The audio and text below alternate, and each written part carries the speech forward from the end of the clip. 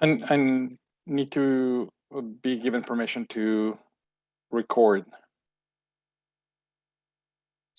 I need to get permission to record. All right. Okay. 1 second. I think you're good. Yes, I am. Okay, great. Thanks everybody for joining us. It is June 16th. We're here for the Garbage and Recycling Advisory Committee meeting.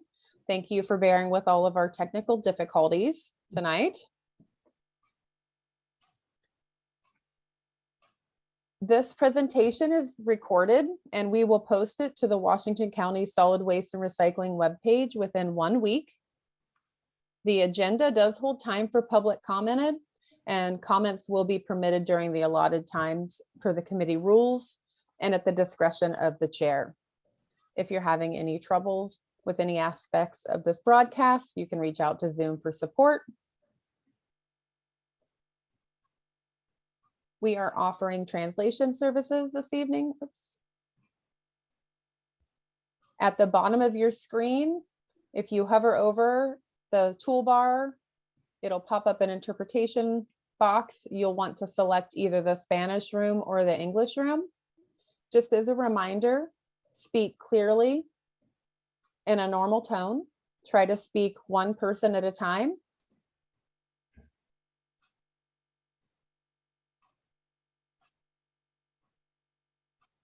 Just a refresher on the GRAC committee bylaws on public comment. Only the committee chair may recognize a public attendee.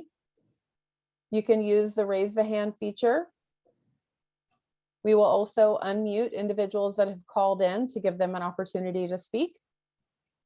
We have 2 designated times on the agenda. Once a public attendee is recognized by the chair, the response should be related to the request made by the committee and could be subject to a time limit. If any new business arises or is suggested during a public comment period, it will be placed on the next meeting agenda. And with that, I will turn it over to Ashvin. Good evening, everybody. I think the first item on the agenda is introductions. So, Erin, if you want to just go ahead and do roll call. Sure. And I completely forgot to bring my list tonight. So give me just a second to pop that up.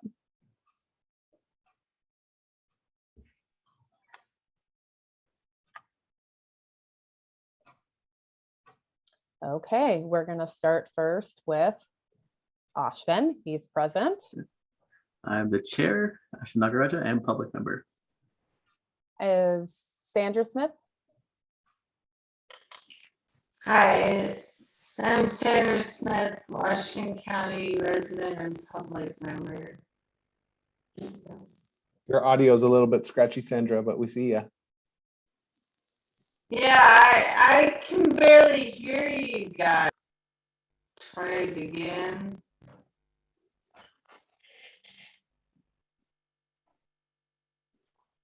Hold on.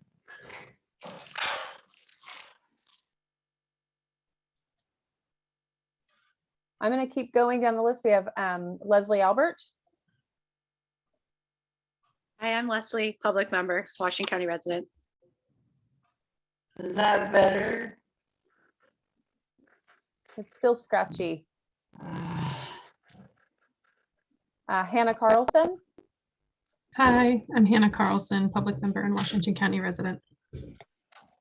Kathy Christie. Hi, I'm a public member and I live in Washington County as well.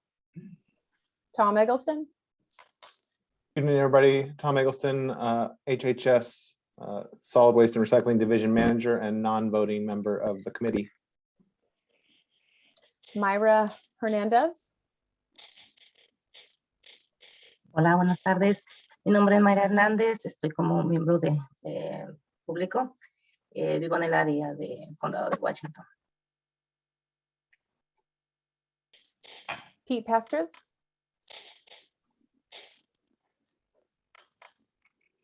And I'm muted. I'm Pete Pastors. I live in unincorporated Washington County and I'm a public member. Sue Shade. Sue Shade, public member. I live in unincorporated Washington County. And Vinod Singh. Anand Singh, industry member. I also live in unincorporated and work in Hillsborough. Great. For staff members this evening, I'm Erin Stein. I am your moderator. I'll pass it to Kathy Folsom. Good evening, everyone. I'm Kathy Folsom with the Solid Waste and Recycling Division staff. We have also Ricardo with us. Ricardo Palazuelos, I use pronounce he, and I'm with Solid Waste and Recycling. And I will be off camera for the rest of the meeting. And then for interpreters this evening, we have Letitia. And I think Luis as well. Yes, please. This is Luis Aguilera. Can you please assign me to the interpretation channel, please? I can. Thank you. We have Heather too this evening, Erin. Is she in? Yep. Hi, everyone. Heather Robinson, Washington County Solid Waste and Recycling.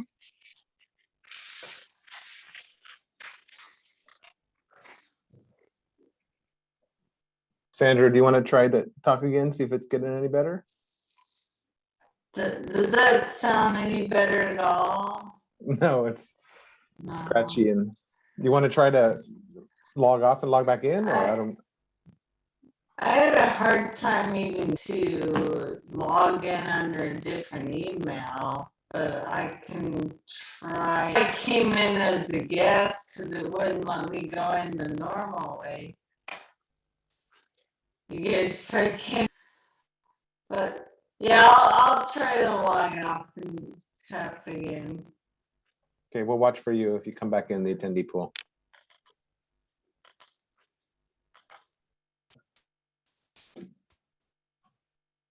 That's all the introductions. Then the next item on the agenda is the communications and recycling program updates. I don't know if it's you, Tom, if you have a presentation or just verbal. Sure, I have some verbal updates. So there offer any GRAC members if there's any communications or updates you all want to share with each other, and then I can take after that. So I'll just pause for a second to see if there's anything.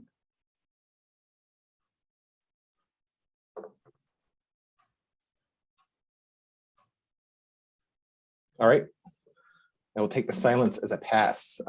Some quick updates from me. I'll try to keep it short. We got two bigger presentations. I will note that item 5 on the agenda has been pulled. Staff has received some guidance from County Council that we wanted to go ahead and pull that agenda item, and we'll no longer be considering that item at this meeting.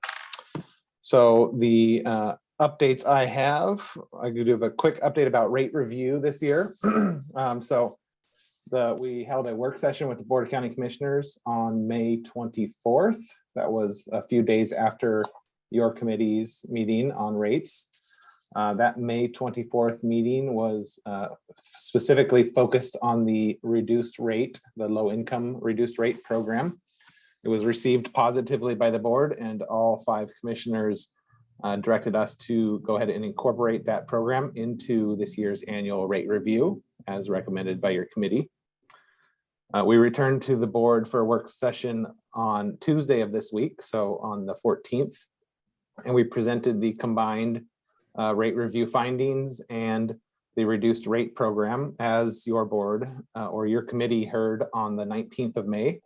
And the board gave us direction to go ahead and move forward with those recommendations as presented to your committee and as recommended by your committee. And so the next step is back to the board on the 28th of June for action. And that will be an action item on that meeting on the 28th. It's an evening meeting. We don't necessarily, there will be an opportunity for public comment. We haven't heard any necessarily clamoring for comment. We are going to be sending out a notification to the interested parties list, which we have been maintaining with about 250 contacts on it now, letting folks know that the board will be reviewing collection rates and taking action, and that there is opportunities for comment at that meeting as well. So we expect it to go well, pretty much across the board support from the commissioners for the recommendation. I also say, kind of related to the rates, we are preparing to stand up a new web page for solid waste collection rates. And we're planning to do that in conjunction with the adoption of those new rates on the 28th. So hopefully on the 28th or soon thereafter, we will activate our new web page that has a lot more information and details about the annual rate review process, how people can engage in that process, talks about how your committee reviews those rates and makes recommendations to the board, and what staff kind of does through that process. We're doing this for a couple of reasons. One reason is we've received some feedback over the last year or so that we needed to do a better job communicating with folks a little more heads up and explain the process a little bit better, which I appreciate because I think it's a complex process that deserves as much explanation as we can provide. And then there's also a action in the regional waste plan that I asks local governments to make their rate setting processes as transparent and open as they can. So one of our efforts is to really try to explain the process and explain what the rate, what makes up the rate and what your rate pays for when you pay for your garbage service, and kind of accomplish those kinds of things.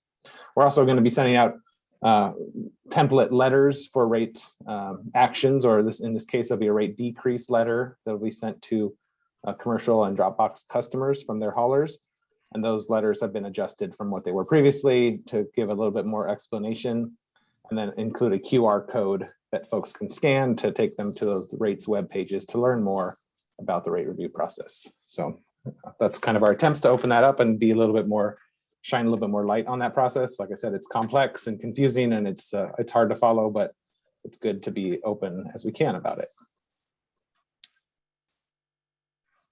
After the board approves that rate package, the reduced rate program would go into effect on January 1st, 2023. And that gives us about 6 months to prepare for that program to start. So staff will be working on identifying a community partner that would administer the participant review and screening process for the reduced rate program. So we'll be working with our purchasing department to identify an appropriate process to find a community partner that wants to partner with us on this program. We'll be closely working with the Haulers Association to make sure all those nuts and bolts are lined up as well. Next update, I just wanted to share, we got a verbal award of some funds from Metro to support cleanup projects in the county. So we are anticipating we will receiving about $300,000 split down the middle for 2 discrete projects that we'll be managing over the next year. The first one is about $150,000 for what we're calling bulky waste collection vouchers.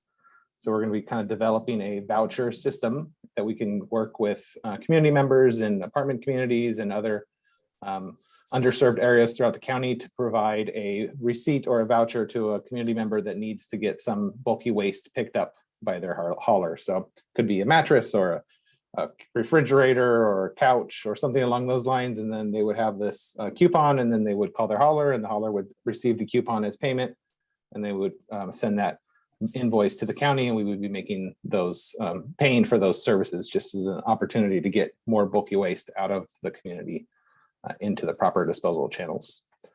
The other half of the funding is going to be used in coordination with our encampments management program team that is working throughout the county to kind of help provide sanitation and solid waste services to homeless encampments and surrounding areas. And we'll be providing, working with a community partner yet to be identified, and offering about $150,000 to stand up a workforce development cleanup program. So it'll be essentially running a crew with a pickup truck and a utility trailer and going around and helping pick up solid waste materials from around and near encampments, homeless encampments. And they will be providing job opportunities to folks that are experiencing homelessness or recently experienced homelessness, and as an opportunity to get some training and some job experience, and also provide the cleanup services in the community. So we're pretty excited about that project. A couple similar projects in Portland. Trash for Peace is doing a similar project, and Cultivate Initiatives, and then also Central City Concern operates a similar project in Portland. So this will be the first one on the west side, and we're really excited about building some capacity in our west side organizations to run programs like that. Then my last update is related to our calendar. We currently are scheduled to review the Hillsborough Landfill franchise agreement in July, which is next month.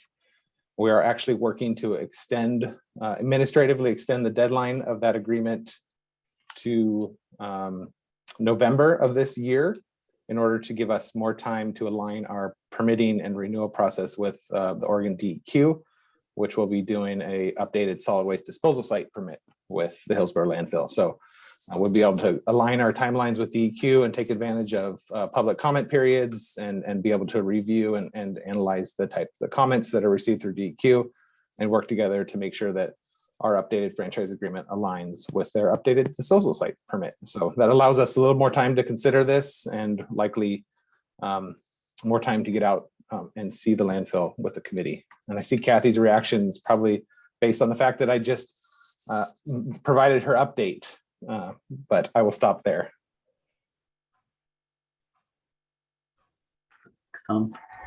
Good segue into the next item, which is the committee news and calendar updates. Luis has his hand up, so can we take his question first? Yep. Yes, I apologize. I'm still waiting to be placed on the interpretation channel. In 5 minutes, I was supposed to take over with the Spanish interpretation. So I added you. Let me double check.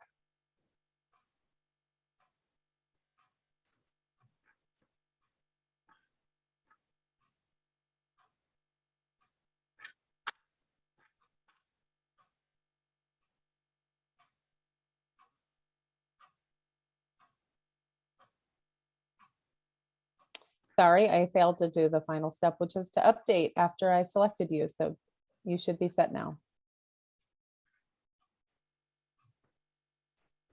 Okay, so I was just kidding, Tom. I didn't have a lot to say tonight and he took half of it, so that's fine. In terms of communications, I want to give a shout out that I heard from every single one of you prior to this meeting about whether you could attend, and that makes my life a lot easier. And then I'll take full responsibility for all the glitches tonight. I mentioned earlier, it should be a really smooth, easy meeting. And then of course, it kind of fell apart, but we're all together now. Hopefully you've noticed that I'm starting to attach a calendar page to the agenda. If you haven't, it's the second page. It's kind of a running calendar, as Tom mentioned, like oftentimes our items get moved around, but I think you can count on that at some point that item will be heard. So it kind of gives you a heads up of what to look forward to. And I'm going to keep it at around a 6-month horizon. Beyond that, there's a lot of uncertainty because things happen that we have to act on, and we often don't know until much closer to that time frame. Couple of things. Tom did mention the landfill tours. We are looking to schedule something in August. Right now, we don't have a GRAC meeting in August, so this would be a good alternative opportunity. And we also heard that possibly we could go to Recology as well, so that you can see what a compost facility does and kind of how that process works too. And I intend to send a separate email to you all and kind of ask about interest and availability and go from there. And then I'll get back to the two sites and see what they can offer. There may be others that join us, like our interim HHS director and other folks too. Evidently, disposal is really exciting. So I would encourage you if you can. I've been on both tours and it is really interesting. And I see your hand up, Leslie. Can I bring a +1? We'll see how many are interested. So, but yeah, so look for that email, and then if you can get back to me, that'd be great.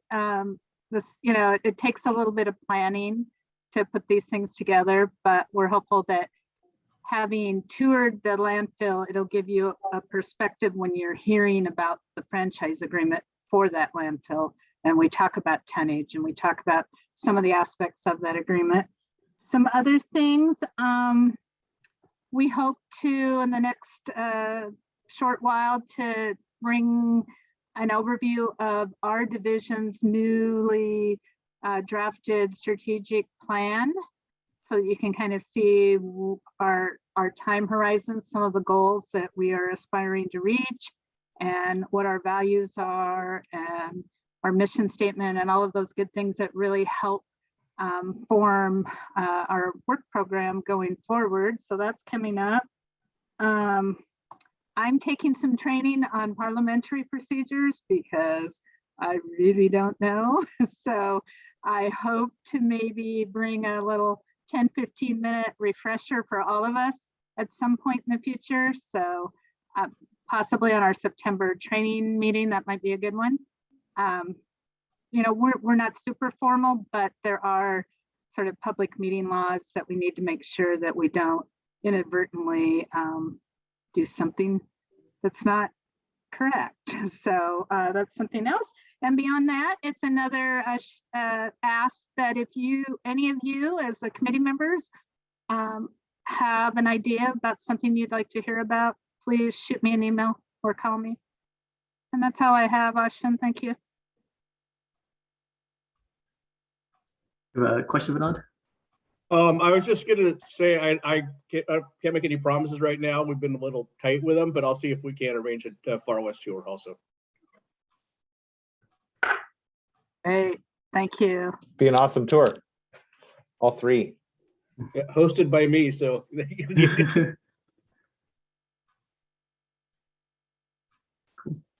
So next time is oral communication. I only see one attendee. I don't know if the person on the phone has the capability to request public comment if they're not on Zoom. We can unmute them and see if they have anything to say. So just a second.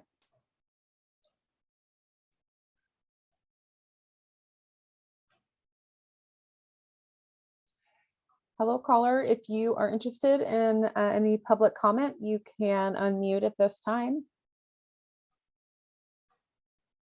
We'll give it a few seconds, and if not, we can just move on.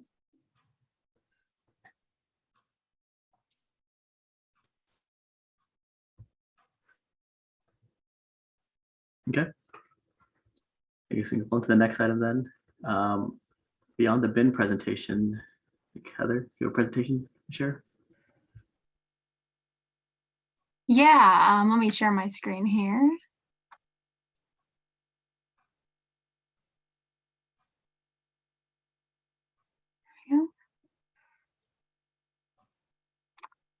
That look good? Can everyone see that?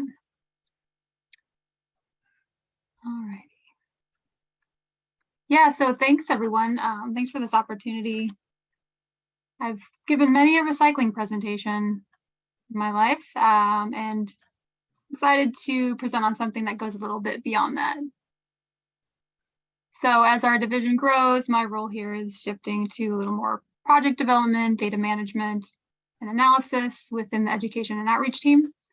And I'm looking forward to digging more into some of these solid waste industry research and the topics and identifying how that might actually relate to what we do locally and with our waste reduction programming. So just a level set here, this isn't a recycling presentation, but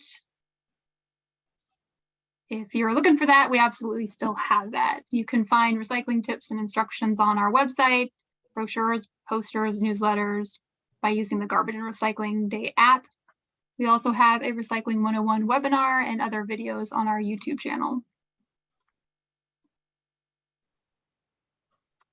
I hope during this talk, we can reconsider the role that recycling, composting, and disposal play in not only waste management, but also materials management. Let's think about how to incorporate the beyond the bin strategies of waste prevention, reuse, and repair into decision-making, whether that's in your personal life or in a more public arena, such as the workplace, your community, and this advisory committee. And I'll share some examples of how that is showing up in our programs and plans. Lastly, let's generally question this relationship to stuff that we have as individuals and as a society. And I also want to mention, we're all learning here and that never ends. So I definitely don't want to disparage all the good work that people in this industry have been doing for decades. But as we find out more and more, we have this opportunity to update how we do things and keep moving forward and make sure our actions are actually contributing to the goals and the intentions that we've set and that we better understand what the outcomes are. So to begin, I want to first define what is meant by this bin mindset. So when I say bin, I'm talking about like the cans, the carts, dumpsters, compactors, whatever you call them, the containers where we discard the things we don't want anymore. And these are the 4 examples of the bin mindset that I'll use today. These bins represent 4 really common methods that we rely on to deal with things that we no longer want but don't want to put in the garbage.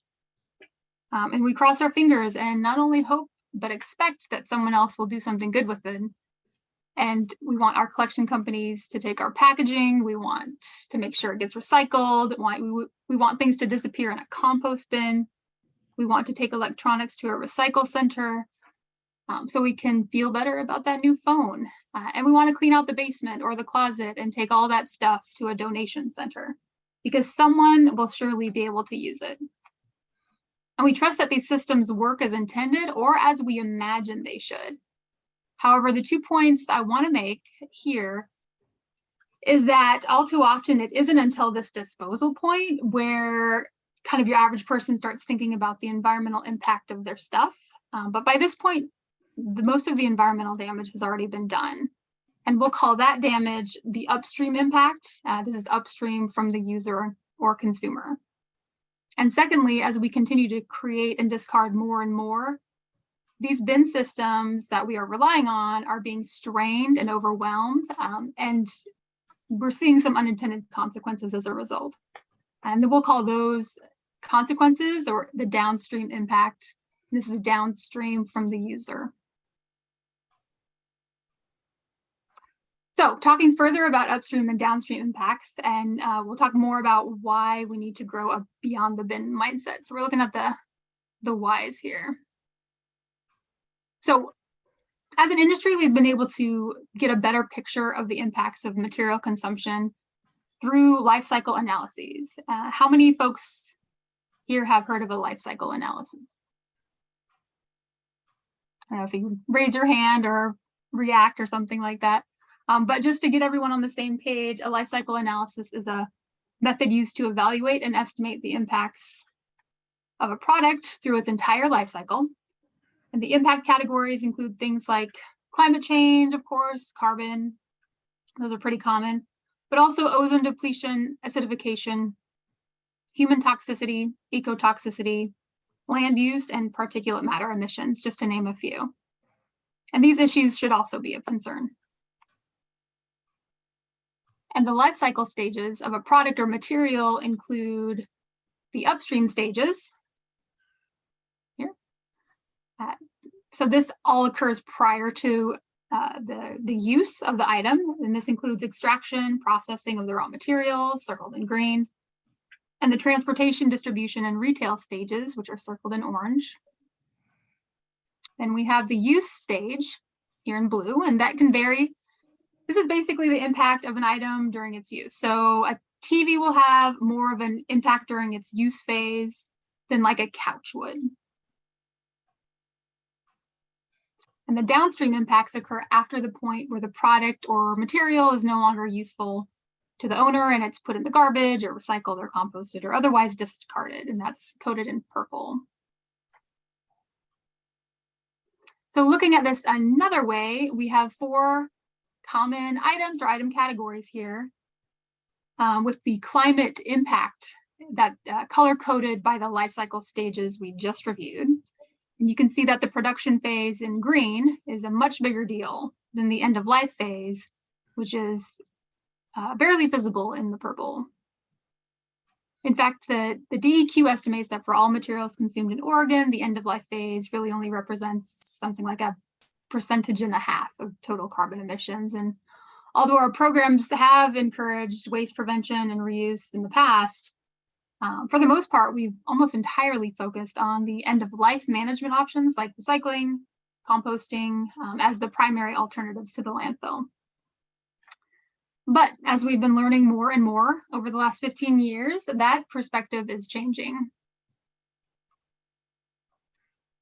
And this change is reflected in the Oregon DEQ's 2050 vision, which represents a fundamental shift for all of our waste reduction programs in Oregon, from managing discards to managing materials through their entire life cycle, with an emphasis on reducing consumption, reuse, repair, and remanufacturing, as well as giving us a growing collection of research that we can look to for things like life cycle impacts of products and packaging. And during this research, the DEQ found that most resources are used and most environmental damage occurs upstream during those production phase stages. That extending the life of products could reduce harmful emissions 20 times more than recycling can. And textiles, electronics, and food are high impact categories. And then also we have this body of work, this is compelling work that shows that compostability or recyclability are not necessarily useful indicators in and of themselves, that a material is a better choice for the environment. We also see this shift in the 2030 Regional Waste Plan, where it begins by noting that the regional waste system is more than just recycling services and garbage facilities, that it encompasses the entire life cycle of products, and the goals and actions are intended to not only improve the way we manage materials in the end of life phase, but also to reduce harmful impacts by intervening earlier. And the plan also incorporates broader concepts, such as how the system affects people, with a variety of elements intended to eliminate barriers and advance racial equity, diversity, and inclusion. And I've listed a few highlights here on this slide from the plan relevant to this idea of thinking beyond the bin. So goal 6, the actions are intended to reduce impacts through the prevention of wasted food and other high impact materials, as well as reducing single-use products. Goal 7 is intended to implement policies and programs that lead to the construction of buildings that use fewer resources.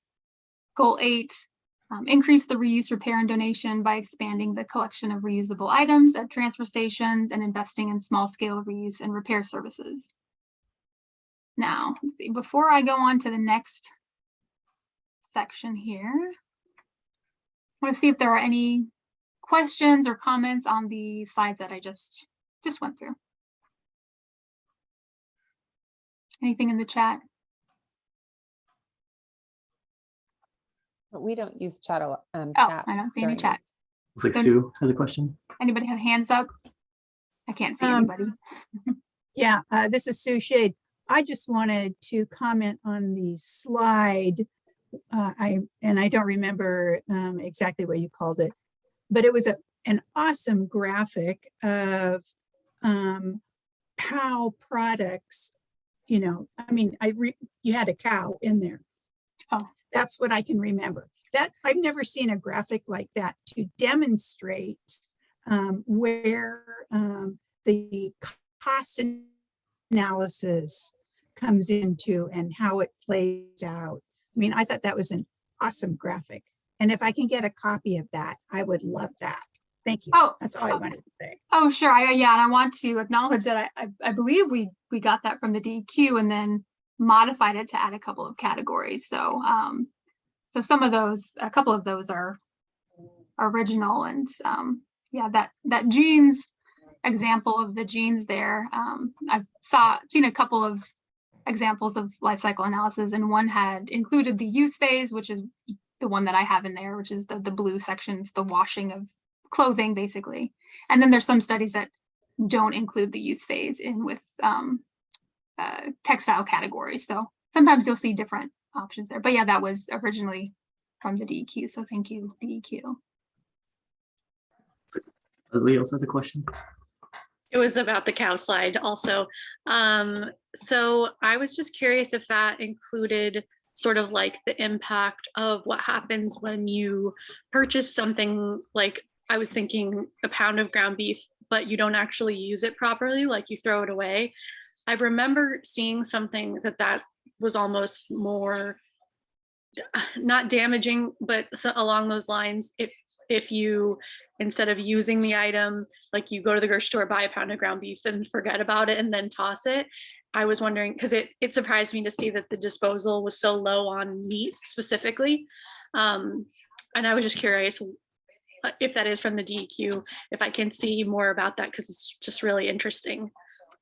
Yeah, I'll look to find all the references I have for these slides and get those maybe in the PDF and make that available. Maybe Pete might have more information on that, but from my recollection is that the upstream impacts are so large that they really outweigh the disposal impact of putting putrescible waste or your food in the landfill, even though that will actually generate methane.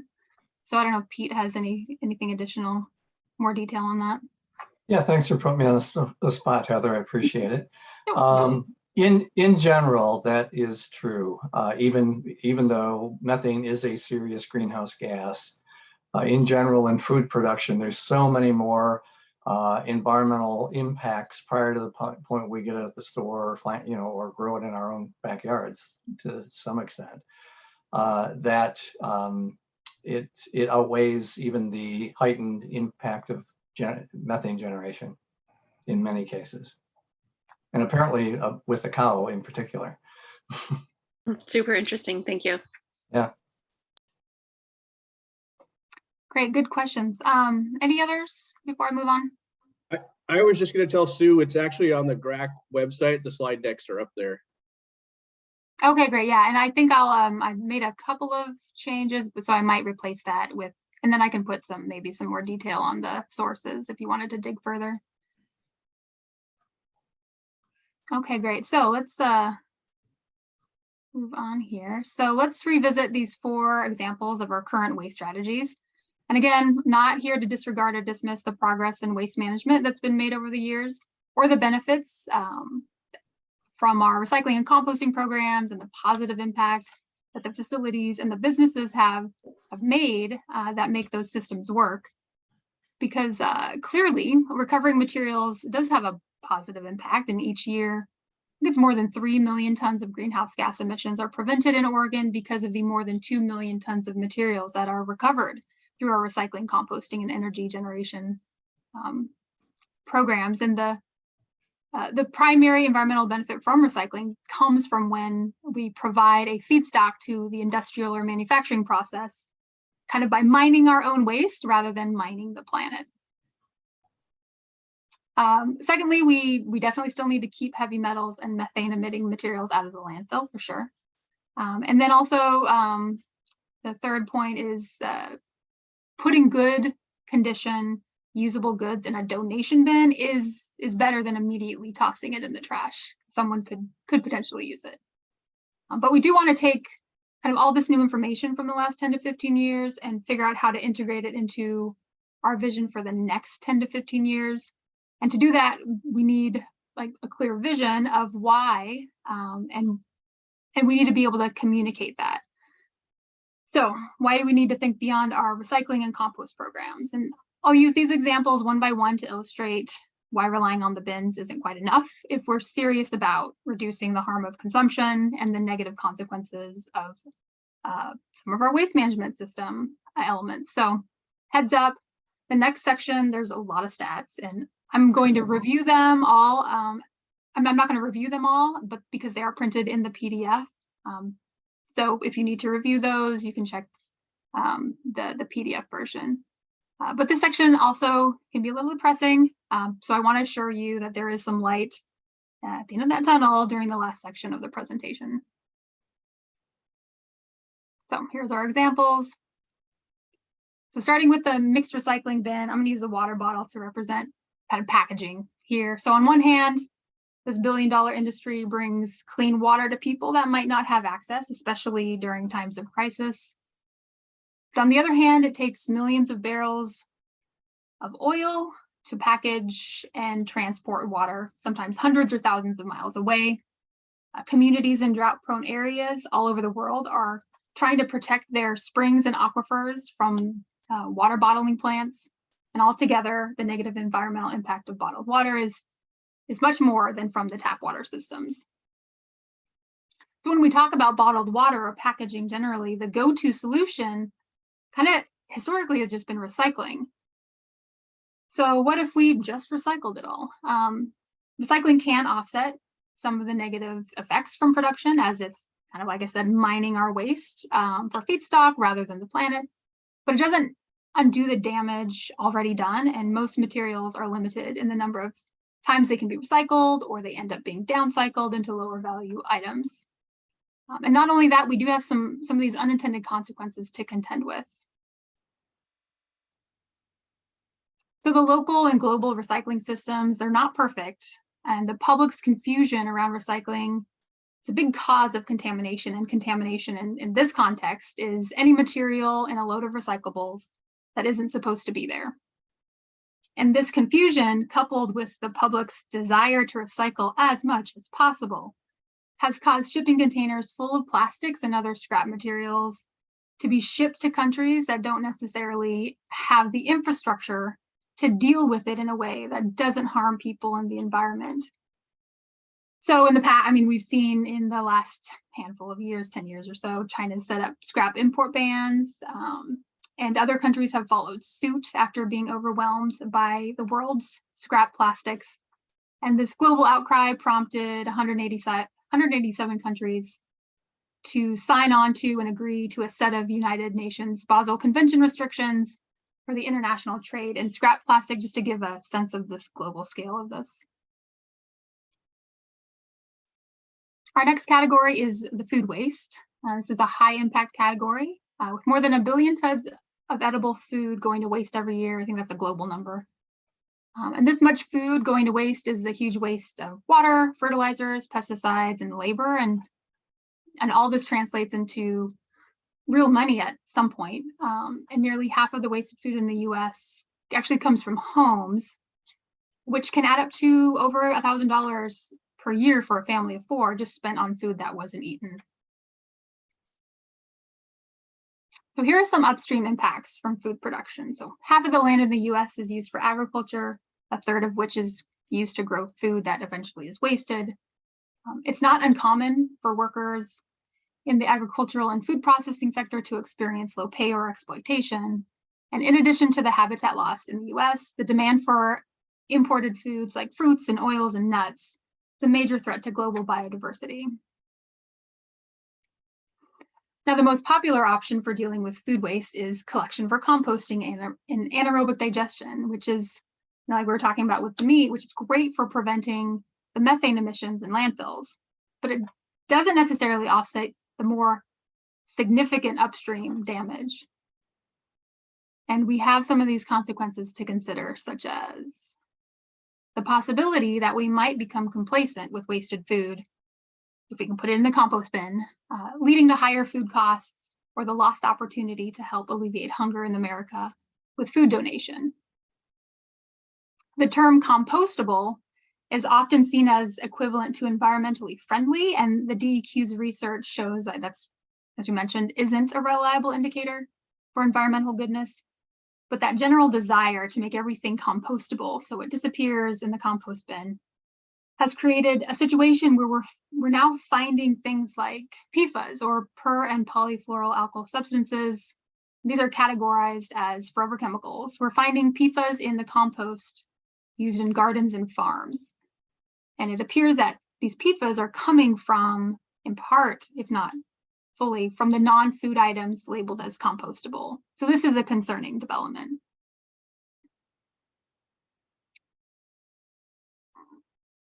So our third category is electronics. This is a fast-growing industry, especially as more and more products are made with electronic components. And we're moving through a lot of these highly engineered products that contain elements like copper and gold and silver, lithium and cobalt. And there is a huge cost to extract these metals, environmentally, human rights-wise, and for countries to strategically secure these sources for the future.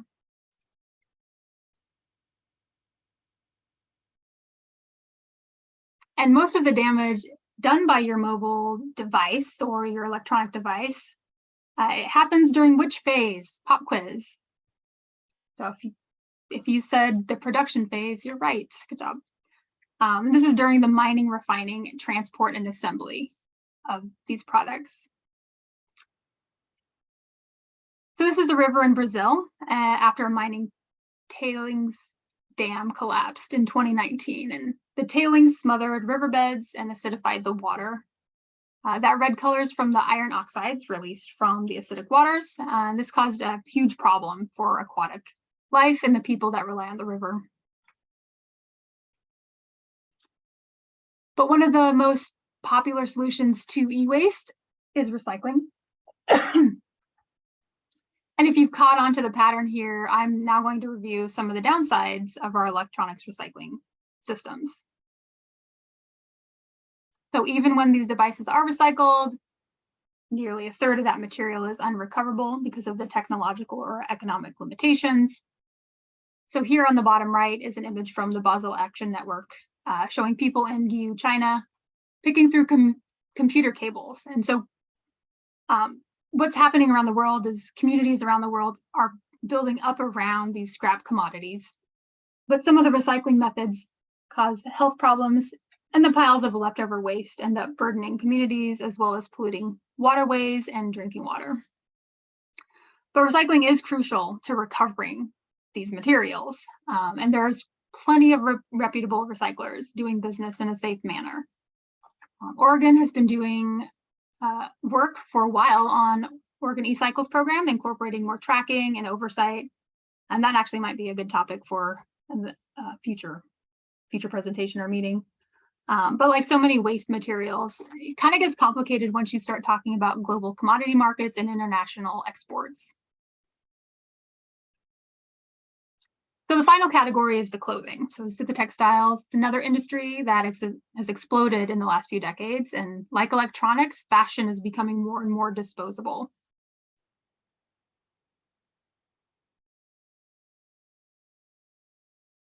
So here are a few of those upstream impacts of the clothing industry.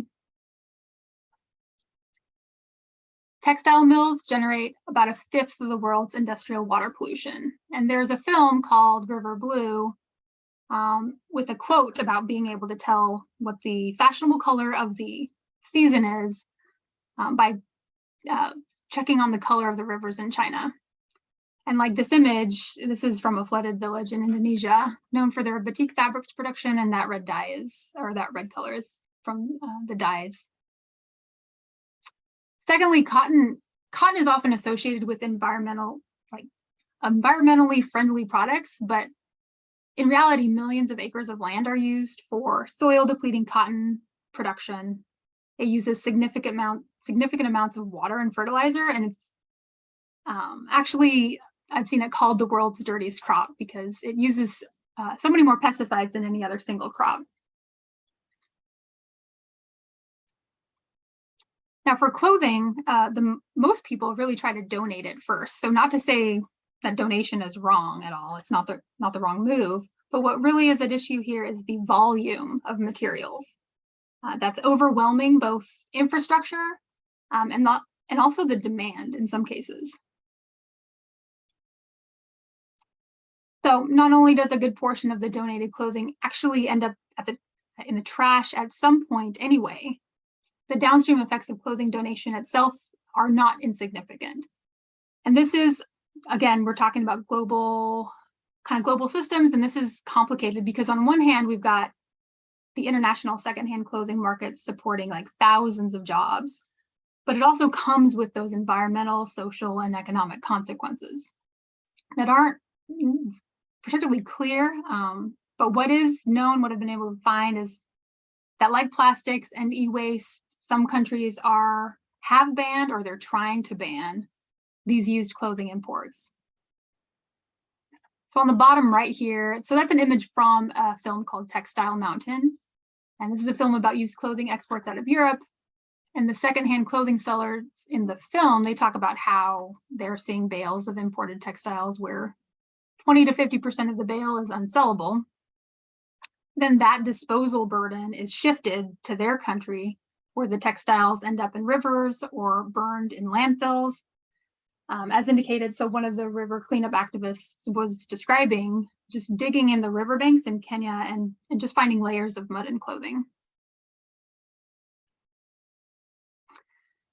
So the point of the previous slides is not actually to plunge you into despair, but to help us all just be better informed consumers and world citizens, so that when you hear the phrase reduce is first for a reason, you really get that more of a fuller picture of why that's important. So it might be difficult to connect with the images and the stats here that I just listed. So let me bring it closer to home, because the activities and habits that are contributing to the problems we talked about are connected to issues right here in the US. So do any of these pictures look familiar? We've got overflowing closets, garages, and basements, piles of electronics and stuffed refrigerators. We have an entire self-help industry and entertainment industry dedicated to people that just have too much stuff. So on average, I've got some stats here. On average, a home has 300,000 items. The US has 3% of the world's kids, but almost half of the toys. A quarter of American homes actually have 2 refrigerators. Half of the country feels overwhelmed by clutter, causing elevated cortisol levels throughout the day. And Americans spend about $30 to $40 billion per year on self-storage units, covering 2 billion square feet. I think that's, did some math, 53,000 acres. We seem to do a great job of housing the stuff we don't want in our actual houses. And for most of human history, this is kind of a human being thing. For most of human history, the accumulation of material wealth has correlated with increased well-being and security. But it's just been in the last few decades where some of the world is at that point where more no longer tracks with well-being. In fact, the easy access to cheap stuff may actually be decreasing well-being, economically, psychologically, environmentally. So rather than just focusing on the decluttering and the donating, what's really needed is a re-examination of our relationship with stuff to help refocus our time and energy and finances to the things that most matter these days, and that tends to not be actual things. So I'm going to pause here, see if there's any questions about that section.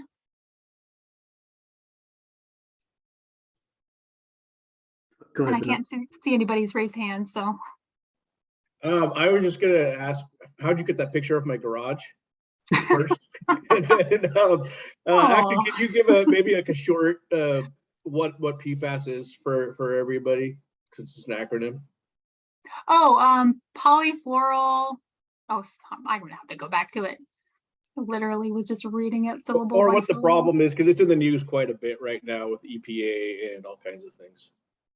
Oh yeah, it's I don't know a ton about it. So maybe again, like maybe put Pete on the spot here if the DQ's doing work on that. But it's considered one of those forever chemicals where it's ending up in it's being used in compostable paper products, the pressed fiber products that you put in your compost bin for programs that use that. And it's ending up in the compost and in gardens, and there's nothing that's breaking it down. So it's sort of like a persistent chemical. And I'm not an expert on this. I was just looking at a webinar and kind of horrified and fascinated at the same time. So yeah, that's as far as I can go. I can, when I put the PDF together, I can put my references there, and if you're interested in it, find a little bit more about it. But yeah, if anybody else has any further information on that, I know the state of Washington was looking at some legislation to that effect to remove them from food serviceware, but that's as far as I know about that. Yeah, if I can throw in a few things. So DQ is working on this issue from a perspective of landfills, where a lot of the stuff ends up. The PFAS leaks out of the products that are put into landfills and gets into groundwater. And the landfills don't think it's fair that they be regulated on that because they didn't generate the chemical, they're just the depository. In addition to that, the same issue happens with sewage treatment plants because a lot of these products, the PFAS wears off and gets into sewage and then gets concentrated at sewage treatment plants. The issue there is we know that a lot of our sewage is turned into a fertilizer that's used on farms. So then that forever material gets distributed onto the soil, that gets taken up to food crops. The issue with it in terms of our concern is that it has a lot of negative effects on humans and other beings in the environment. And there's, even though it's not a new chemical, there's a lot of new study on the impacts that it has on people and other living things. And that's one of the concerns, is that these materials concentrate in our bodies, they accumulate in our bodies. And so we're not sure exactly all of the impacts of them, but there are some suspicions of some pretty bad kinds of things like reproductive implications or cancers and other things. So story's still being written on it, but there's certainly a major area of concern, even though they're not a new chemical. We're newly aware that they're not great to have around. Does the name Chinette ring a bell with anybody? Yeah, so that's one of those name brand of pressed fiber foodware materials. One of the consumer groups did a test of those a while ago and found that they were very high in PFAS content. I'm not trying to disparage that company, just trying to report the facts that I heard about.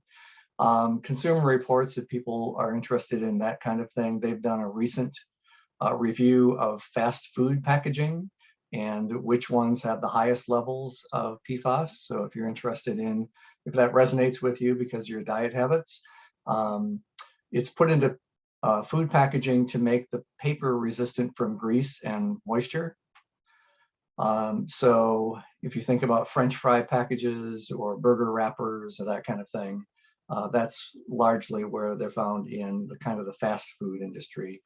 And some of that, of course, gets into composting systems because people throw their wrapped food into the compost bin because they want to do the right thing.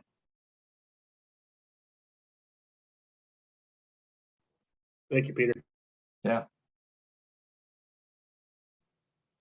Yeah, and I think when I was looking into it, there are alternatives to it, but I don't have any more information on if there's impacts to those alternatives, kind of like the BPA situation with plastics, and the alternative was BPS, and I don't think that was much better.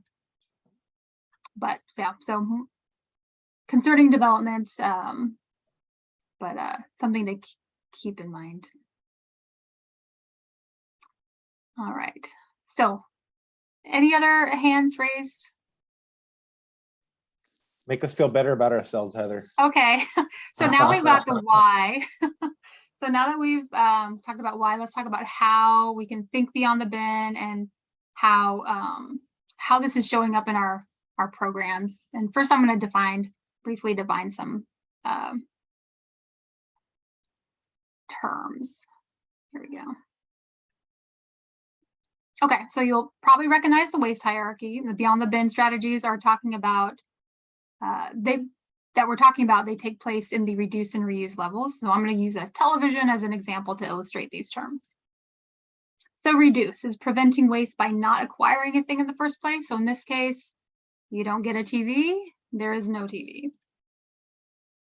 There are several types of reuse activities, and the goal here is to extend the functional life of items that already exist to prevent the manufacturing of new items. So basic reuse is making sure a usable item continues to be used for its original purpose.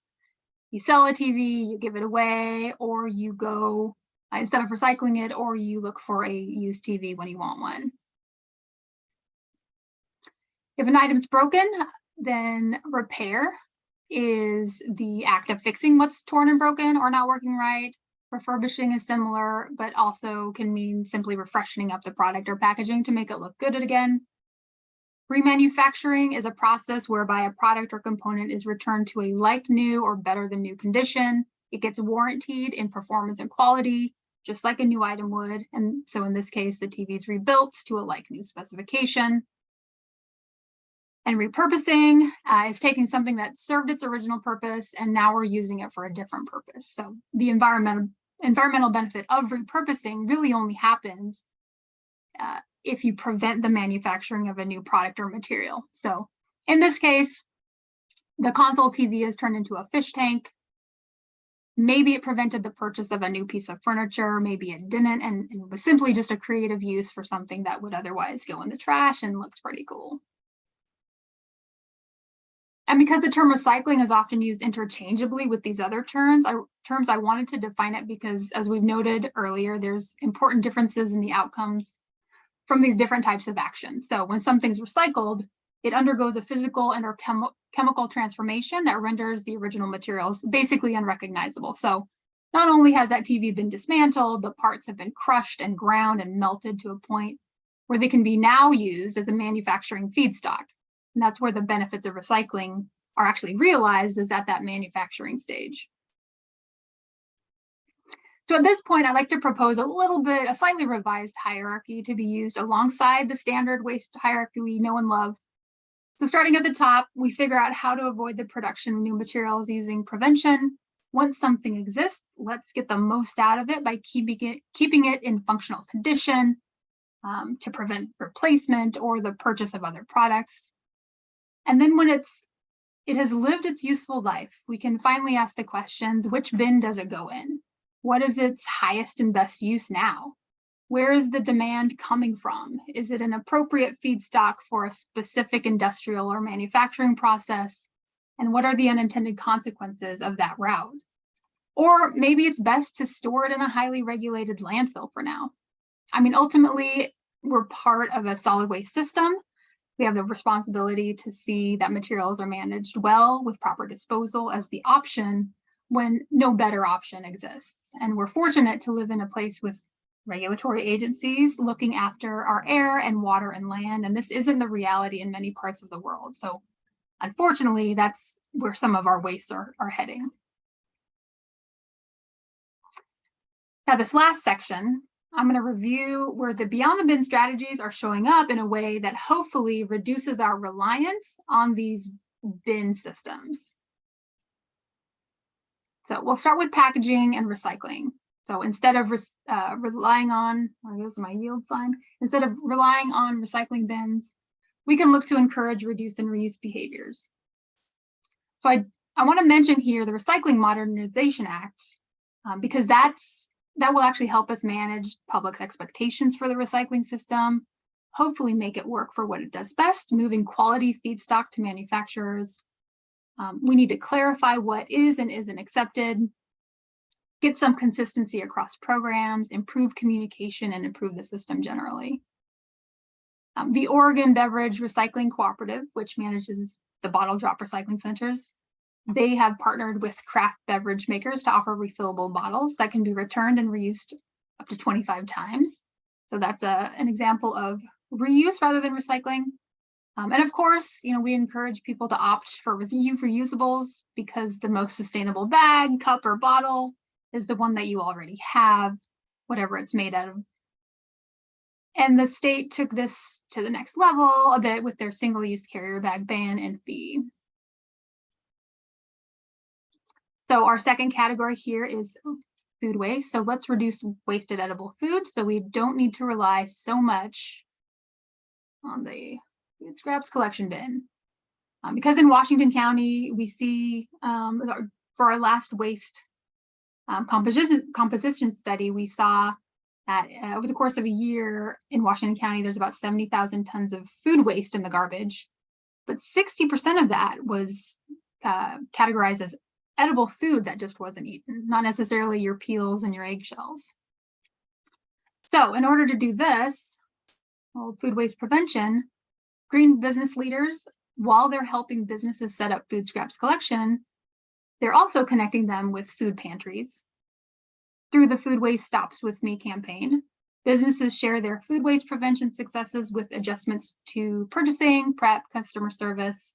An example of this is from a national hotel chain that started using smaller plates in their breakfast buffet They hired a bacon ambassador to serve bacon and sausage to guests, and both of these things dramatically decreased their food waste and saved quite a bit of money in the process.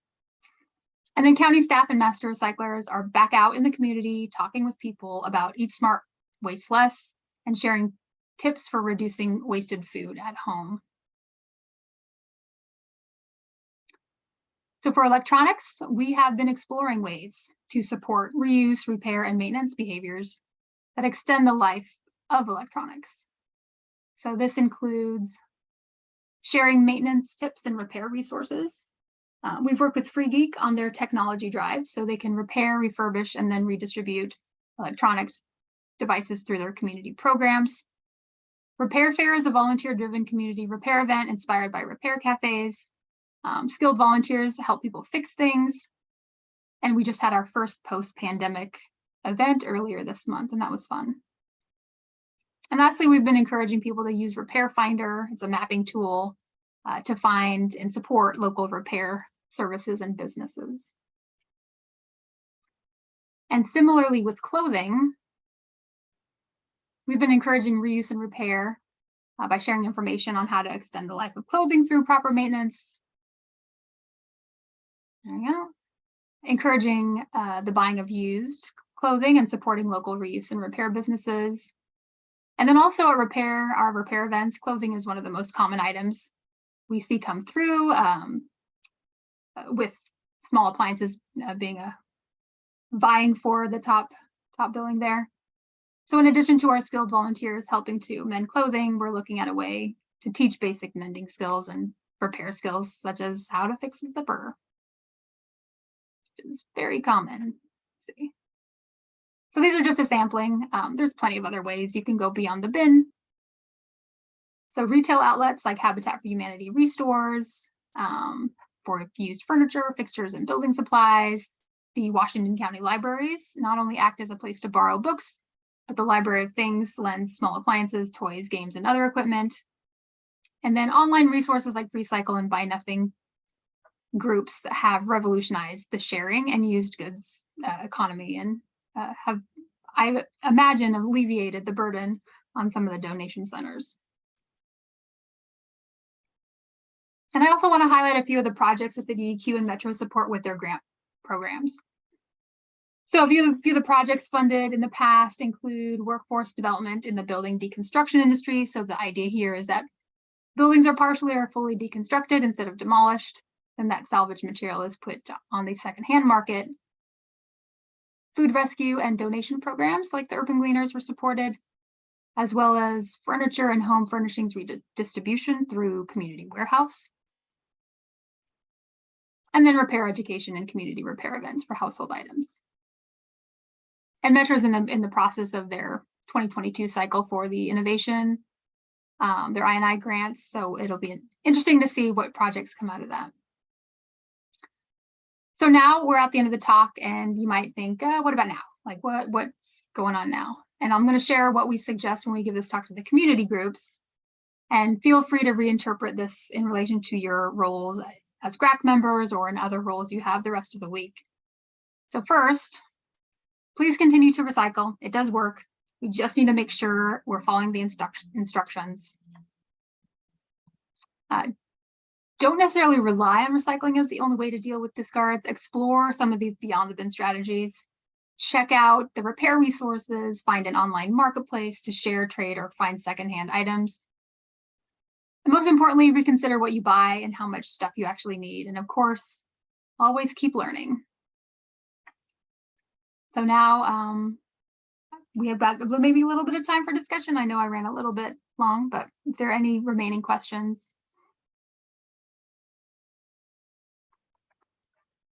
Thanks, Heather. This is great. One of the things that always, strikes me in these presentations and talks and some of the strategies that we've formulated and deployed in our materials management programs is that it often relies on behavior change and convincing individuals to change their behaviors.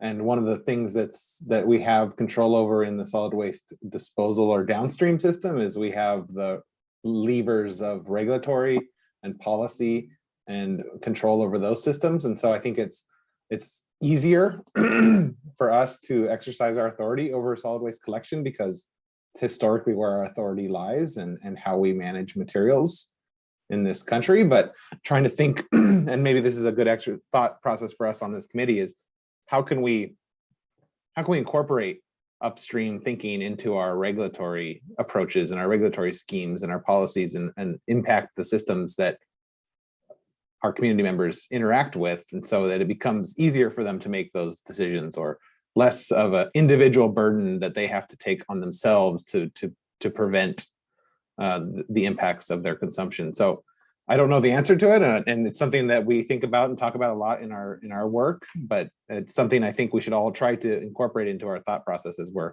working through our decision making and our programs.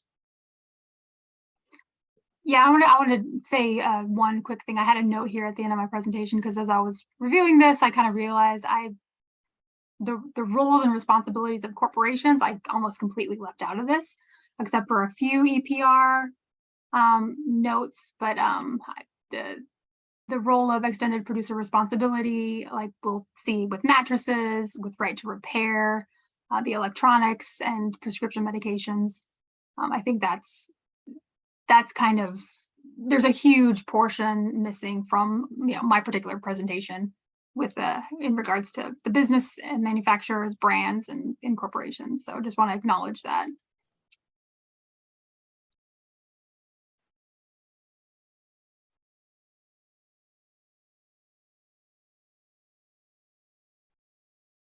Do you have a question, Pete? Oh, I just wanted to add to that. Yeah. So there's also an EPR program that we're working on at DEQ right now affecting the recycling system. And one of the facets of it, and I'm not an expert because I didn't help develop the program, I'm now just working on a project in the program, is this idea of charging producers more for their fee of their product or package if the package or product has more adverse environmental impacts than other similar use products. And so that's not a direct guarantee that they'll make changes, but at least it's an economic cue that they might want to not be disadvantaged in what they have to pay to support the system. So we'll see where that goes. It's been a vexing problem in EPR, or extended producer responsibility systems. There's always these ideas that, well, this will incentivize business, and most of the programs haven't really done that yet. So this will be a good experiment in whether or not our idea of this eco-modulation, I guess they're calling it, will actually have some impact. And the nod's nodding. I'll defer to him because I know he was heavily involved in those discussions. I was just going to use the term eco-modulation, and it has limited effect on businesses, because EPR programs are really sort of typically a pass-through cost. The producers are putting the money into it, but it spreads that effect. So all your products have a little bit more cost to them. But it's also showing up in the truth in labeling, where they're saying if your label is misleading people, that might have you cost, and Thomas is on that. So that hey, if you're misleading people that this is recyclable or compostable, then you might have to pay a little bit more into that system. So yeah, that piece is in there. It's all throughout it. So, and I think just to follow up on the DEQ part, or the Heather's, the recycling, obviously that's what I do, so I like it, but it's just a piece, and that's what the point of I think this all is that there's all these pieces, and that DEQ love the Lego house term. There's all these Legos that you need to build the house with, and so recycling is one part of it. The top, everything's created at the top, and so that's a great focus for pushing back upwards. And that was kind of that PFAS thing that there's, and I don't know that we can do that other than supporting it, but it's regulation that they're saying you can't put this stuff in the products anymore. So. Say one of the things I think that we are building into our strategies and how we can, as a local government and responsible for solid waste collection system, is our core responsibility. Part of this doesn't also consider human public health or local health impacts, and so something we want to make sure that we protect the public health and the health and safety of our community, and that's another benefit of our solid waste collection system that's not you can't really see that in a life cycle analysis. And when you're evaluating greenhouse gases and kind of, if the garbage doesn't get picked up for a month, then we have a different set of problems in our community. So it's equally important that we operate these systems that manage the flow of materials through our communities. And we can also advocate for legislation. We can also support efforts like Right to Repair and the Recycling Modernization Act and eco-modulation like Pete and Vinod have been talking about. So those are some of the areas we're thinking about internally, but wanting to think about how we can go further too.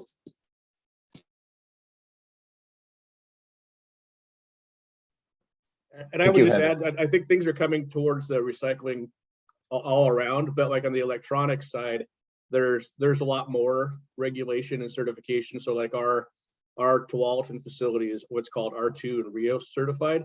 So we get audits regularly or annually at least, and then we, with the third party, we have to show that where we sent the material, they meet certain environmental health safety standards also. So it hasn't really been developed for like the paper markets. I think it probably will at some point, but for like the electronics, there are bad actors and there's been historic problems with it, but there's a lot of people that are value these certifications that actually won't do business if you don't have that certification. We won't do business with somebody downstream if they can't meet the standards that we set out. So that's another way to tackle this, that impacts downstream.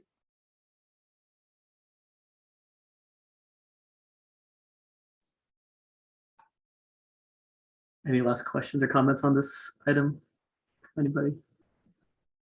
Not Heather, I might want to just roll into the bulky item. Could we have enough time still? I think we do. Heather, do you want to drive and I'm going to start the presentation with the first 8 slides. Do Oh, you have yeah. it? Yep, I can drive. Hold on a second. Okay. This is a good conversation too. It's interesting on the heels of this conversation we've been having about additional recyclable materials, and it's taken a lot of air out of the room, and it's a huge conversation and so much attention and time dedicated to this discussion that it's challenging to remain focused on moving upstream and considering the materials management approaches when the recycling market crashed in China and we got sucked back into contamination and clamshells in our recycling bins, and trying to talk through those different programs. It's important to ground ourselves, I think, in the bigger picture too. So thanks, Heather, for that presentation. Oh yeah, and I still have June 9th on there, but you can change that for the PDF. Okay, I'm ready when you are. So we're going to also move into talking about large bulky waste collection and cleanup services. This is shifting back to end of life management, but this is also a vexing challenge that we're facing in our community, and it is for a variety of different reasons. As I mentioned, if we don't pick up materials and things and stuff, it starts causing a different set of impacts in our communities as well. So next slide, Heather. So overview, we're going to talk about what is bulky waste, what are bulky waste materials, some of the year-round options that are happening right now in our community and how we manage bulky waste, some of the issues that are signaling system gaps for our bulky waste management system, special services and programs, and then also looking at some upcoming work that our team is working on. Next slide. So bulky waste is really defined as large household items. So we're talking about things like furniture, mattresses, dresser drawers, exercise equipment, TVs, these things on this picture here. Those items are often illegally disposed of because they're challenging to take to a disposal site. They might require a special truck or a trailer to transport them. They cost a lot to have someone come pick them up. They are usually not traceable back to the generator, so it's easy to put them out on the side of the street and put a free sign on them and hope they vanish into a better place, into a next life, but they might just end up as roadside trash. Tires are a lot of things we see often too in these illegal dumps. Next slide, Heather. So thinking about some of the year-round options that are available in our communities and what we rely on today for bulky waste management. One of the main strategies that's relied upon is really self-haul to facility.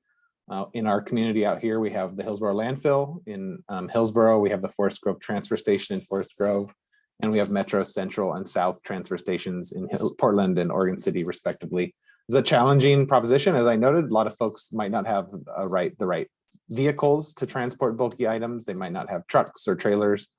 It costs a lot of money. A lot of our facilities, especially the non-public facilities on the west side of the region, like the Hillsborough landfill and the Forest Grove transfer station, have really high minimum charges.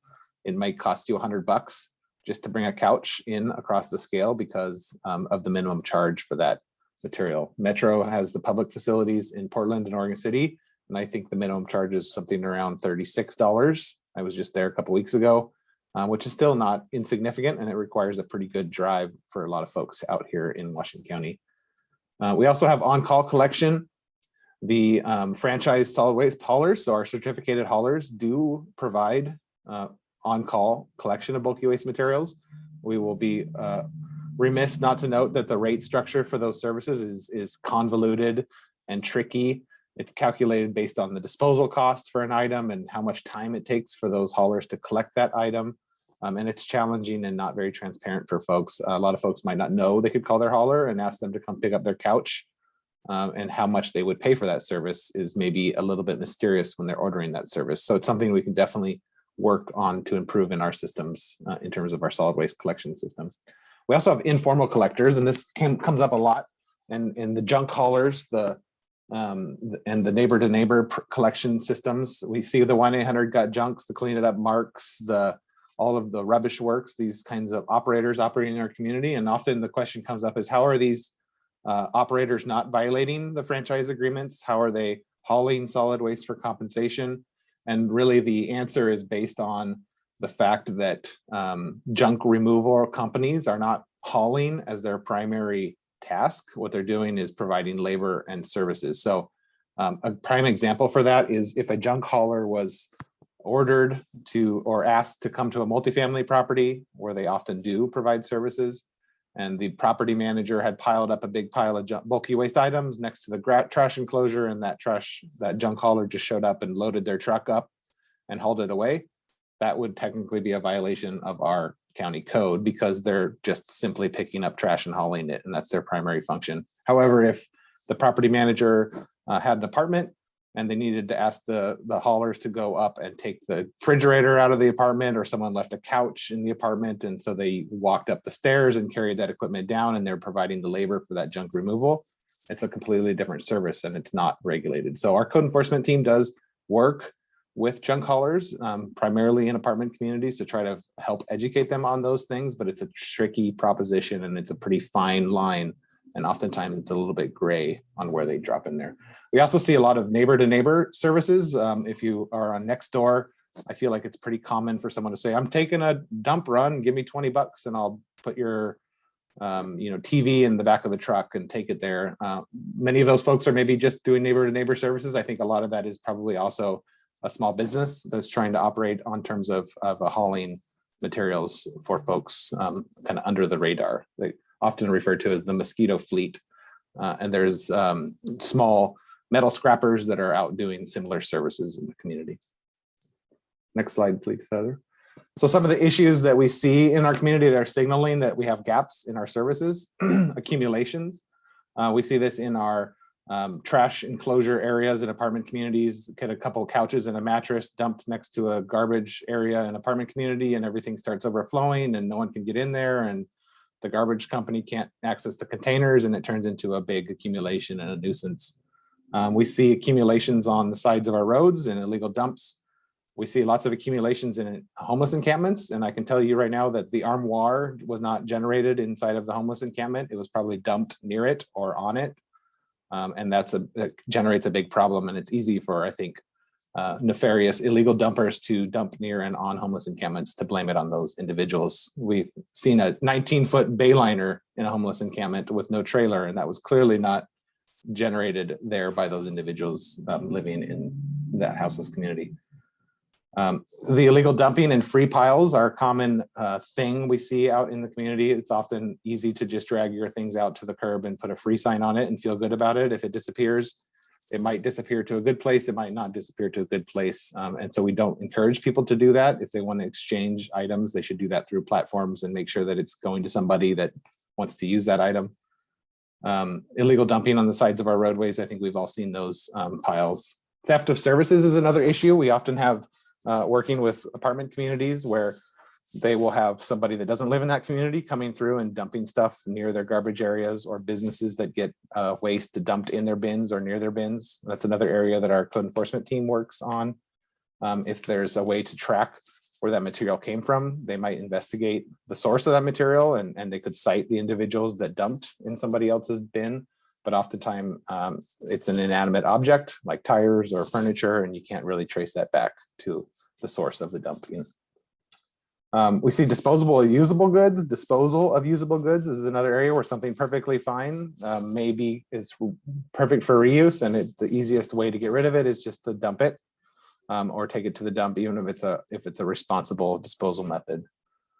And then whenever there is a community event that hosts large bulky waste services, or you can bring your couch in and we will collect it for free, the volume of materials that comes through really signals that there is a pent up demand and there's a need in our community for more access to these services. Next slide, please, Heather. So some of the programs that are in place right now to prevent some of these and mitigate these issues. The RID Patrol is a great example. This is a Metro program that report illegal dumping patrol. They have a 2-day response time right now because they're operating 8 crews in the region. And if someone reports an illegal dump, they'll come out and pick it up off the side of the road on public property. Lots of local governments, including Washington County, have a public works and roads departments. We have community service crews that go around the community picking up garbage that's dumped on the side of the road or illegal dumps and cleaning up garbage dumps. The Encampment management program is something I mentioned earlier. It's an effort to ensure that solid waste accumulations and material quantities are not impacting the houseless community or are being managed by for folks living outside and the community members near those encampments. We do host special events on occasion. We have PlanetCon is an example of that. It's not necessarily a bulky waste event, but sometimes HOAs will host a bulky waste event, and members of that HOA can bring stuff down to the dumpsters and toss them. Regional refresh funding is a funding program from Metro that offers small grants, pretty low barrier grants to community groups if they want to do small scale cleanup events in an apartment community or in another focused area. And then kind of those bulky waste events as mentioned again. So some upcoming projects that we're working on. I did mention earlier that we got some temporary cleanup funding. We have made that request to Metro for some support for that. And we will be working through that voucher program with about $150,000 to help support folks that don't have collection vehicles or options to take materials. There's some community cleanup events associated as part of that, and maybe a focused apartment communities where there's an illegal dumping problem or an accumulation problem. And the Houseless Encampment Stewardship Program that we'd mentioned earlier that's tied to workforce development and helping folks get some life skills and job skills by helping clean up around encampments and in the community generally. And then finally, I'm going to shift it over to Heather as she's going to talk a little bit more about the Regional Waste Plan Action 10.5 and a project team that she is serving on to research and analyze large household bulky waste item collection options for our systems. Okay, great. Yeah, so just a bit of a deep dive on a particular project on the regional level. So during the development of the regional waste plan, one of the issues that was identified as a priority was collection and disposal of unwanted large items from households, with an emphasis on communities, multifamily communities, like condos, and then low-income folks and renters. So we have this Action 10.5, which requires that local governments ensure the provision of regularly occurring bulky waste by 2025. And this action is intended to solve for the challenges that Tom just reviewed that people have with discarding these large household items. And the action, when it was published, is fairly non-prescriptive because at the time it was pretty clear that, hold on a second. It was pretty clear we needed to get a better understanding of the current status of the service and look into the options. So last year, a regional work group was formed to figure out how to move forward on this. There we go. All right, so the bulky waste collection piece is actually a part of a much larger body of work on improving garbage and recycling services at multifamily communities. And so some of you might be familiar with the administrative rules pertaining to minimum service levels, signage requirements, stream-based color coding for equipment. And these recommendations were developed from staff observation, work with property managers, and the additional research that was outlined in a regional multifamily recycling report back in 2017. And so like the mixed recycling program, the bulky waste collection services piece at apartments, they were described as limited in availability and access, inconsistent across geography or between collection companies, and potentially costly for some communities. So during interviews and focus groups, people in the apartment communities were talking about sort of feeling unsafe with bulky items accumulating in collection areas, like physically unsafe. They were worried about items falling over, like on their kids.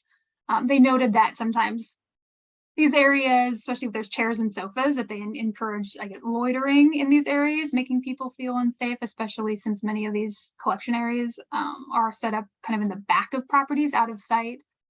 And plus, bulky waste often blocks access to the regular garbage and recycling containers.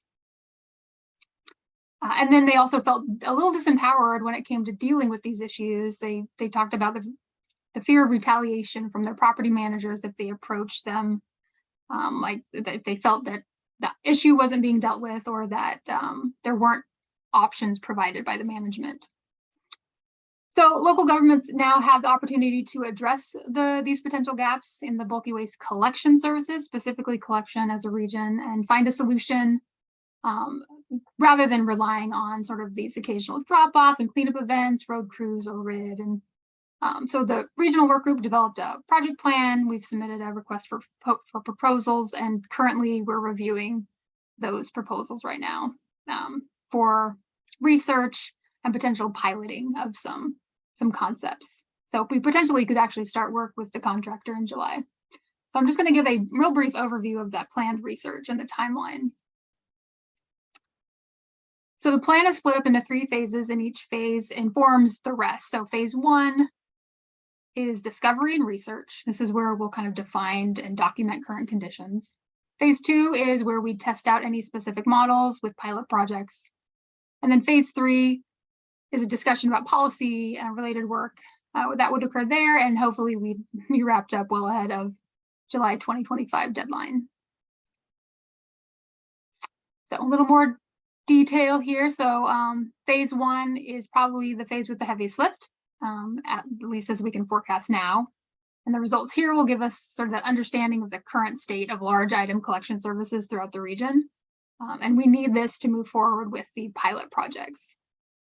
So within our work group, we have a lot of anecdotal information and a lot of experience, but this research is really about confirming whether a lot of these stories or these situations are representative of how the system on a regional level actually functions when it comes to large item disposal options.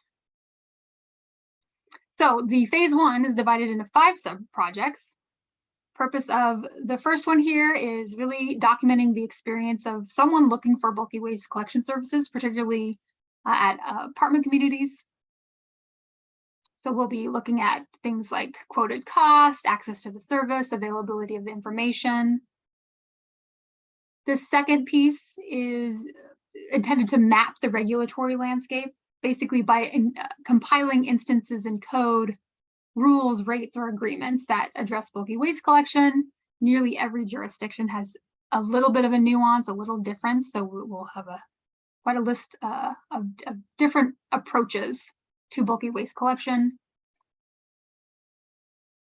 The third sub-project will actually be completed by a separate contractor, Enviro Issues. They've been contracted, and they're going to be working with the community engagement piece and communication work that will help us get a better understanding of this issue from various perspectives. The fourth piece will address costs, so estimating the cost of the current system, or essentially the cost of doing nothing, however feasible it is to compile that actual data.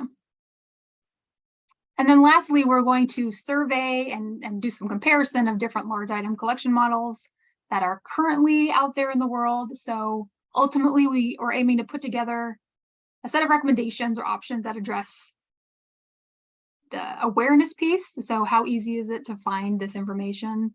Cost, the convenience, because transportation and timing is often listed as barriers for bulky waste collection, especially at apartments. These were concerns that kept popping up. And additionally, we'd like to explore how to incorporate reuse and donation into the standard service rather than just a side note. And we've been finding some interesting programs in California and North Carolina, and I'm sure there's several more that we can learn from. And so if it appears that pilots are needed to close the gaps in the knowledge or tested concept, we'll enter the pilot phase. And when we get to this point, the pilot projects, they could vary in style. So maybe there's a collection model whereby multifamily residents can actually directly contact the collection company as a direct customer. Clackamas County recently completed a pilot where the collection company serviced the property regularly, regardless of what was set out. Recommendations might not actually be about collection logistics, but instead something akin to revising the rate structure, making it more intuitive, or just making services easier to find and so you can plan for, your bulky waste collection.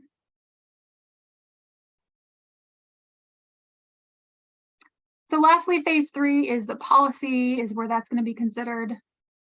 And this is really yet to be determined. It could be a set of options to choose from that result in similar outcomes to satisfy 10.5. It could be a prescribed service, or it could be a set of elements that local governments adopt that are required from a collection program. And then over the next couple of years, we'll also need to take into account the impact of the new mattress extended producer responsibility program, which I think is slated to be in effect around this time, 2024.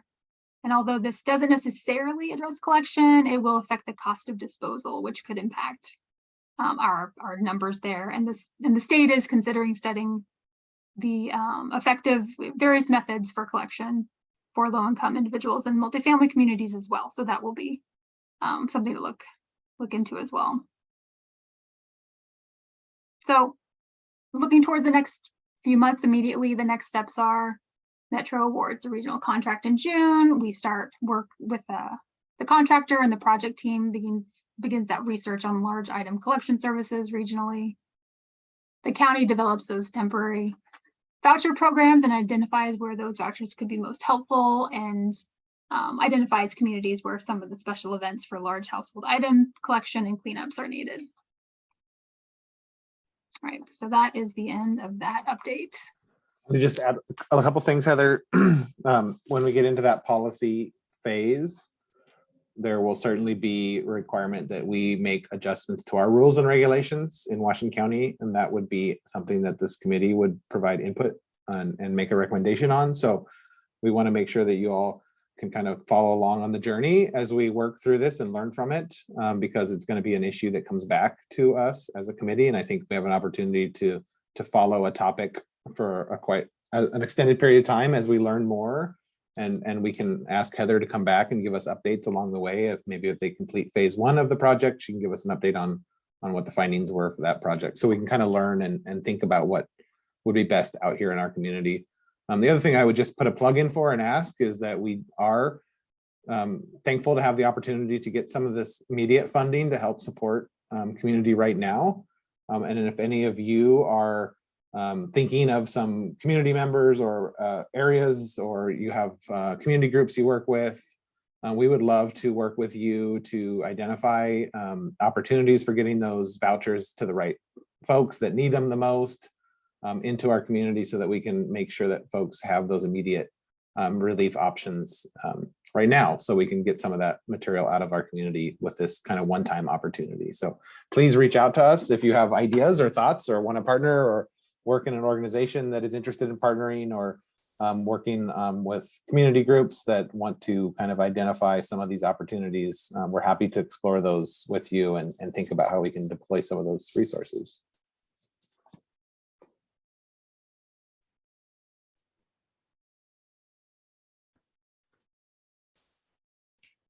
I'll add one question for you guys. In terms of like large bulky waste, does that include like renovations that people are doing on their houses, like vinyl flooring? You know, I know wood is easily given away now, but like those kind of, because I know at least in the past I used to do some renovations and I was able to rent like a large dumpster, and now that's become an issue with pricing and hauling myself. So I wasn't sure if it was limited to just household items or if it includes other materials as well. So I think what you're talking about, we classified as C&D or construction and demolition waste materials, and most of the big challenge that recently is related to asbestos and the fact that some of that material may contain asbestos. So there's some new requirements at many of the disposal sites about testing these suspect materials and having a certificate that accompanies those materials when they're delivered for disposal, which is challenging for a lot of folks to kind of navigate and work through. I speak from experience because we did a small bathroom remodel and it took me like, I work in this industry. It took me like 6 weeks to figure out how to get a lab test, what I needed to have tested, how to fill out this waste receipt forms and drive it to Metro and prove to everybody that I did the right thing. So I can see how it's a big challenge. So it doesn't necessarily, Ashvin, but it's a very related and connected issue, and some of the same, we see disposal, illegal dumping often containing construction and demolition materials, and that's probably either from somebody that's having a hard time getting rid of it, or maybe an unscrupulous contractor that doesn't want to pay the high fees to manage asbestos containing materials. So one example is we often will set dumpsters out near encampments to help provide kind of an opportunity for disposal. And then if they're there for more than a week, they will start filling up with drywall, which is not coming from the encampment again. It's coming from the unscrupulous contractor that's driving past the dumpster every day and saying, hey, that's a great place to dump my drywall. So it is another challenge. And I think it's maybe a different set of strategies, but it's very connected and very related. Yeah, every once in a while when I see a dumpster, I am tempted myself to get rid of some of my extras, but yeah. Are there any other questions from committee members or comments? I think Mara, you have your hand up. ¿Puedo hablar? Tengo una pregunta. Bueno, me parece genial todo esto del material grande. Sabemos que nuestra comunidad pues es muy variado en la necesidad en el desechar estos tipos de materiales que son muy grandes, especialmente familias que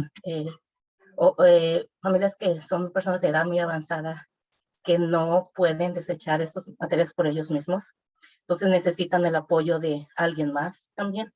Entonces, ¿cómo se va a ver el acceso a este servicio? ¿Cómo es que ellos van a solicitar el acceso a este servicio?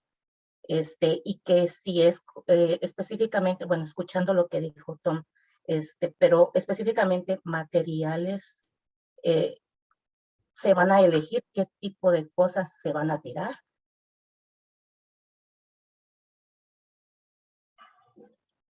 Gracias. Very good questions, I would say. You know, this is an area of work that we need help from the community in identifying what the needs are. I know we've been talking about this, even this voucher program, what materials would be eligible for disposal and what areas of the community have the most need. So I'm hopeful that we can work to identify those things and make sure that it's accessible and meets the needs. That really relies on us stepping out and asking those questions, and you know, through the work with the promotores groups and other community groups that are working in community. Bienestar is a partner I think that we've identified as a key partner in some of these cleanup service events in their communities that they manage is one way to approach that. I think the longer term, it's an even bigger question for our system past these special opportunities, and how do we make sure that it's accessible? What are the requirements to access services, and what kind of questions will come along with the services, and who gets the services? I think those are really good questions that we need to really think about. I don't know, Heather, if you have any thoughts on that too. Yeah, I realized I didn't have English clicked, and so I was following along half of your question, Mara, but I didn't get the full of it, but I kind of got the gist. Yeah, with the work with the regional group is the research part of that is to figure out what the system is and where the gaps are. So like when you do have someone who can't physically take something to a drop-off facility themselves, they need that collection service. There is this big gap with multifamily communities, especially where if you don't have support from your property manager, you're kind of left with self-haul. And so we're trying to close that gap. And then in addition, if we kind of address some of these system improvements, we need to be able to communicate and make it transparent and easy to navigate the system and let people know what the options are so that they're not left to spend however much time just trying to figure out what the options are and who to call and how to get it to whatever location. So I hope I answered the question that I did not 100% understand.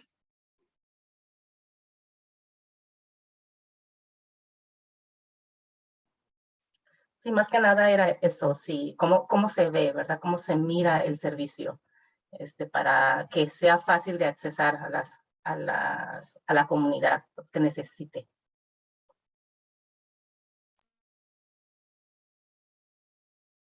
Yeah, so things like maybe it's a menu of services for your rates, and those rates are published so everyone can see exactly what they can expect from a collection service.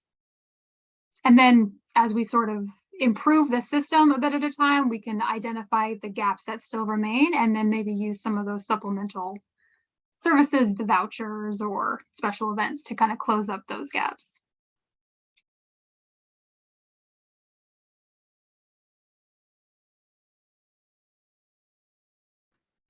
Any other questions or comments from committee members? We don't have any public attendees, so.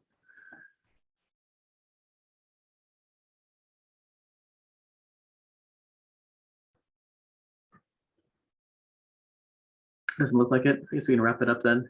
Thank you, Heather, for the presentations and all the awesome information and commentary from everybody. So we can adjourn for the evening. Thanks, everybody. Yeah, thanks everyone. And Kathy? I welcome any feedback on that topic. What's that? Whatever.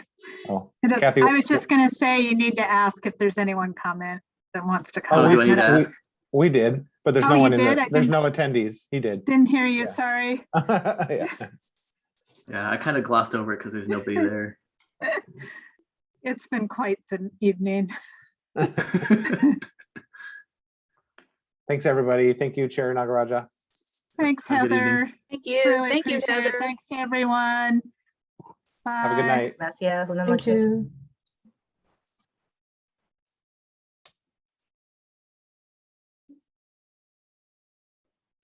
Thanks for attending the June 16th Garbage and Recycling Advisory Committee.